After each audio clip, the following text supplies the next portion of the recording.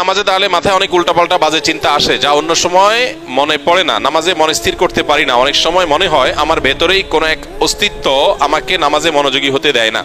আমি চাই সে অস্তিত্ব যেন না থাকে। কিভাবে সম্ভব? ভাই, নামাজের মধ্যে যখন দান এবং এরকম যখন পরিস্থিতি তৈরি হয়, তখন তো বুঝাই যায় যে শয়তান এখানে কাজ করছে। অন্য কোন সময় মনের ভিতরে এত ওয়াসওয়াসা আসে না, অন্য কোন কাজের প্রতি এত অনীহা আসে না, নামাজে কেন আসে? তাহলে বুঝতে হবে যে এখানে শয়তান অ্যাক্টিভ হয়ে গেছে। একজন ইমানদার এই ধরনের পরিস্থিতিতে আল্লাহর প্রতি ঈমান তার আরো বেড়ে যাবে। এক সাহাবী এসে জিজ্ঞাসা করেছিলেন, ইয়া রাসূলুল্লাহ, আল্লাহ সম্পর্কে আমার মনের মধ্যে বাজে চিন্তা আসে, আমার পেরেশান হয়। তখন নবী করিম সাল্লাল্লাহু আলাইহি ওয়াসাল্লাম বলেছেন, যাকা নাফসুল ঈমান, এটাই তো ঈমান। তোমার মনের মধ্যে আল্লাহ সম্পর্কে বাজে চিন্তা আসছে, তোমার খারাপ লাগছে, তার মানে শয়তান তোমার ঈমান হরণ করার চেষ্টা করছে, তুমি লড়াই করার চেষ্টা করছো, তোমার ভিতরে ঈমান আছে যে এটা বোঝা যাচ্ছে এখান থেকে। এরপরে যদি ইচ্ছার বাইরে কারো মনের মধ্যে এরকম কিছু চলে আসে যেটা তার নিয়ন্ত্রণে না, সে চেষ্টা করবে সরায় আনার জন্য।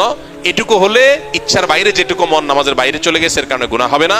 আর আল্লাহ সম্পর্কে বাজে চিন্তা, এটা এখন ঘরে ঘরে জনে জনে শত শত হাজারো মানুষ আমাদের কাছে কাগজ লিখে দেন যে আল্লাহ সম্পর্কে বাজে চিন্তা আসছে। যে পরিমাণ শিরক হয়, যে পরিমাণ শয়তান অ্যাক্টিভ হওয়ার মতো কার্যক্রম আমাদের সমাজের চতুর্পাশে হতে থাকে, এর দ্বারা আমরা প্রভাবিত হই, যার ফলশ্রুতিতে আমাদের ঈমান হরণ করবার প্রতিনিয়ত চেষ্টা করে শয়তান এবং তার দোসররা। এই জন্য আল্লাহ তাআলার কাছে পানাহ চাইতে হবে। বিশেষ করে এই ধরনের চিন্তা যখন আসে, নবী সাল্লাল্লাহু আলাইহি ওয়াসাল্লাম শিখিয়েছেন বাম দিকে 3 বার প্রতীকী থুতু, মানে শুয়ের আগার মতো ফোঁটা মতো এরকম থুতু 3 বার বাম দিকে ফেলা, এবং সেই সাথে আউযু বিল্লাহি মিনাশ শাইতানির রাজিম, শয়তান থেকে আল্লাহর পানাহ চাওয়া, এবং আমানতু বিল্লাহি ওয়া রাসূলিহি, এভাবে পাঠ করা। এগুলোর মাধ্যমে ইনশাআল্লাহ শয়তানের ওয়াসওয়াসা থেকে মুক্তি লাভ করা যাবে। এটা নামাজের বাইরের কথা বলেছে। নামাজের মধ্যে আল্লাহর কাছে মনে মনে পানাহ চাইবেন এবং শয়তানের সাথে সংগ্রাম করে নামাজের দিকে মনোযোগ দেওয়ার চেষ্টা করবে, এটাই যথেষ্ট ইনশাআল্লাহ। আমরা বিভিন্ন কবিরাজের কাছে তাবিজ কবজ নিয়ে থাকি, এগুলো ব্যবহার করা কি জায়েজ ইসলামের শরীয়তের দৃষ্টিকোণ থেকে জানাবেন প্লিজ। প্রথম কথা হলো যে নবী করিম সাল্লাল্লাহু আলাইহি সাল্লামের এক্ষেত্রে চিকিৎসার পদ্ধতি ছিল হলো ঝাড়ফুঁক। তিনি ঝাড়ফুঁক দিতেন। অতএব ঝাড়ফুঁক দেওয়ার এই আমলটা আমাদের করা দরকার এবং এই অভ্যাসটা বাড়ানো দরকার। সাহাবীদের মধ্যে কেউ কেউ সূরা ফাতিহা লিখে ঝুলিয়ে রেখেছেন, এটি সাব্যস্ত হয়। এজন্য অনেক উলামা ইকরাম বলেন, শেফার নিয়তে বিশেষ করে বাচ্চারা যারা পড়তে পারে না, এদেরকে যদি কোরআনের কোনো আয়াত, হাদিসে বর্ণিত কোনো দোয়া লিখে ঝুলিয়ে দেওয়া হয়, সেটা জায়েজ আছে। যদি কেউ কোরআনে কারীমের আয়াত পড়ে ঝাড়ফুঁক দেয়, সেটা হবে সরাসরি সুন্নাহ। নবী করিম সাল্লাল্লাহু আলাইহি ওয়াসাল্লাম কখনো তাবিজ দেন নাই, ব্যবহারও করেন নাই, দিতে বলেনও নাই। তবে তিনি যেটা করেছেন সেটা হলো কি, পানি বা তেল বা শরীরে বিভিন্ন বস্তুতে দোয়া পড়ে, দুরূদ পড়ে, কালাম পড়ে আল্লাহর ফু দিয়েছে, এটাকে ঝাড়ফুঁক বলা হয়। এটা হলো সুন্নাহ। আর বাকি কোরআনে কারীমের আয়াত এবং কোরআন হাদিস বর্ণিত দোয়া দিয়ে যদি শুধুমাত্র তাবিজ ঝুলানো হয়, যারা পড়তে পারে না, অসুবিধা হয়, তাহলে সেক্ষেত্রে এটাকে উলামা ইকরাম জায়েজ বলেছেন। অনেক উলামা ইকরাম জেনারেলি সব ধরনের তামিমাকেই নাজায়েজ বা নিষেধ বলেন। তবে নিরাপদ হলো সুন্নাতে থাকা, অর্থাৎ ঝাড়ফুঁকের মধ্যেই থাকা। অনেকে অনেক বিভিন্ন রকমের ওই যে কাঠের গুড়ি, চামড়া ইত্যাদি কেটে ঝুলায় রাখে, এটা লাগালে উপকৃত হবে, এরকম একটা বিশ্বাস থাকে।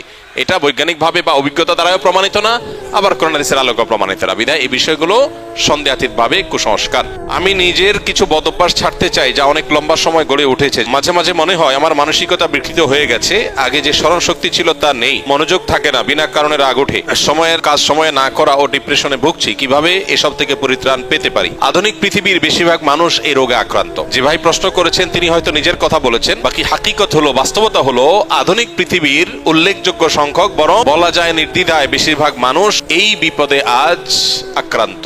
কোনো কাজে মনোযোগ বসে না। কারোর হয়তো মোবাইল টেপার নেশা, কারোর হয়তো খেলাধুলার নেশা, কারোর হয়তো গেমস এর নেশা। ডোপামিন এবং নেশা এগুলো আমাদেরকে আষ্টে পিষ্টে বেঁধে ফেলেছে এবং আমাদেরকে জঘন্য রকম ভাবে অসুস্থ করে ফেলেছে। এগুলো থেকে উত্তরণের জন্য আমাদের নানাবিধ উদ্যোগ থাকা উচিত। এর মধ্যে সবচেয়ে বড় করণীয় হলো, যেই কোনো কাজ অতিরিক্ত নেশা হয়ে গেলে সেটা ছেড়ে দেওয়া বা সেটা থেকে সরে আসার চেষ্টা এবং সংগ্রাম চালানো দরকার। সবচেয়ে বড় কথা হলো, একজন ইমানদার একটা সুনির্দিষ্ট রুটিন, যেটা খুবই প্রোডাক্টিভ হবে, তার জীবনের বারাকা আসবে, এরকম একটা রুটিন সুন্নাহর সাথে, কোরআন এবং হাদিসের সাথে মিল রেখে তিনি নিজের জন্য যে করবেন এবং সেটার উপর আমল করবেন। এবং সুন্নাহ সম্মত যে রুটিন হবে, সেই রুটিনের উপর তিনি যদি আমল করেন, তাহলে ডোপামিন থেকে বেঁচে থাকা তার জন্য ইজি হবে, সহজ হবে ইনশাআল্লাহ। সবচেয়ে বড় কথা হলো এবং সর্বশেষ কথা হলো, আল্লাহ রাব্বুল আলামিনের কাছে আমাদের কায়মনোবাক্যে দোয়া করা দরকার, আল্লাহ যেন আমাদেরকে নেশাগুলো থেকে বেঁচে থাকার তৌফিক দান করেন। আমাদের টিনেজাররা, উঠতি বয়সের তরুণরা, এমন ছেলে মেয়ে খুঁজে পাওয়া এখন কঠিন যার ভেতরে কোনো নেশা নাই, থেকে নানান নেশায়, নানান রকমের বদভ্যাসে আজ আক্রান্ত হয়ে গেছে।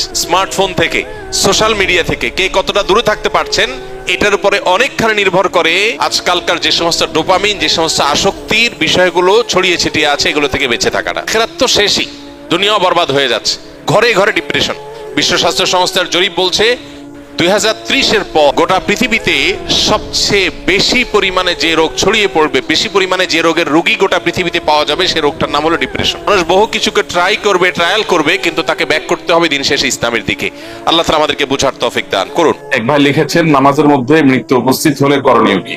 উদাহরণস্বরূপ সিজদারত অবস্থায় মৃত্যু উপস্থিত হলে আমি কি সিজদার তাসবিহ পড়বো, নাকি কালিমায়ে তাইয়্যিবা বা কালিমায়ে শাহাদা পাঠ করবো, নাকি উভয় কালিমা পড়বো?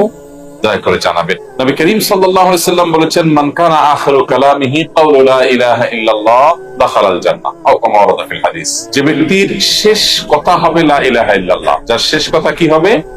লা ইলাহা ইল্লাল্লাহ, অর্থাৎ তাওহীদ যার শেষ অবস্থান হবে, সে ব্যক্তি ওই অবস্থায় মৃত্যুবরণ করলে তার ঠিকানা হবে জান্নাত। মৃত্যুর আগ মুহূর্তে লা ইলাহা ইল্লাল্লাহ মুখে উচ্চারণ করেই মৃত্যুবরণ করতে হবে জান্নাতে প্রবেশ করবার জন্য। ব্যাপারটা এরকম, এটা শর্ত না। হ্যাঁ, সন্দেহাতীত ভাবে লা ইলাহা ইল্লাল্লাহ, কালিমাতুশ শাহাদা, কালিমাতুত তাইয়্যিবা সিজদারত অবস্থায়, রুকুরত অবস্থায়, নামাজরত অবস্থায়, তেলাওয়াতরত অবস্থায়, দোয়ারত অবস্থায়, তাওয়াফরত অবস্থায়, হজরত অবস্থায়, ইবাদতরত অবস্থায় যদি কারো মৃত্যু হয়, এটা তার হুসনে খাতেমা বা ভালো মৃত্যুর আলামত।